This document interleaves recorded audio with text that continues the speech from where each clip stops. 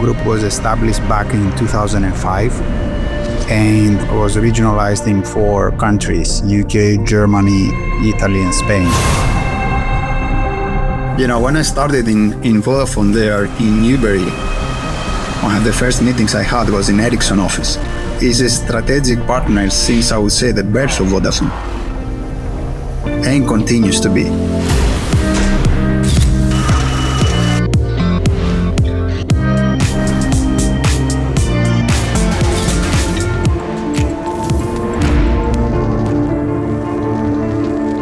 The initial introduction of 5G didn't start great. Sometimes we define and specify technology, we're not always make it right. We started to deploy what is called a non-standalone version, which requires to work together with 4G. You need to have a multi-purpose network that is able to deliver different use cases based on different customer needs. And in order to have all these enablers, you needed to deploy a new core on a standalone and also on the radio. Okay, so now what? How we can deploy on top of that, deliver something which is super reliable, ultra low latency, and this is where 5G Advanced comes.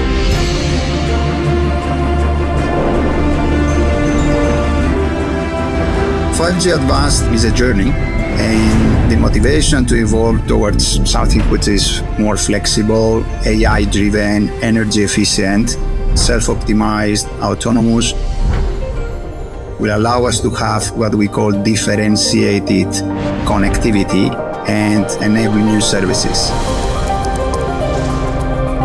Network slicing and 5G Advanced allow us to give differentiated performance to specific customers or locations. And this is where we can build propositions for enterprise, but also consumer. What makes us very, very proud so far is the progress we are making on what we call the decoupling between energy consumption and traffic and network growth. So every year we have like 20% on average kind of traffic growth. Or even nationwide to broadcasters, we can have specific quality of service for that content over a specific nationwide viewing coverage.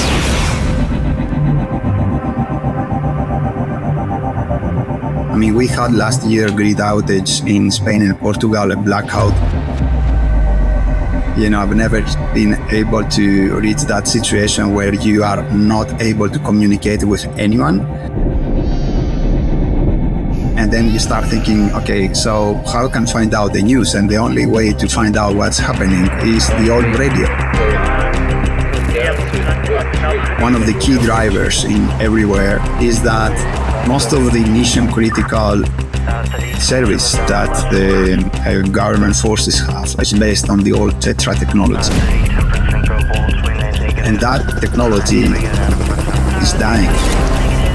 So then, if you want, blue light workers to be there and give emergency services, and they need to have connectivity.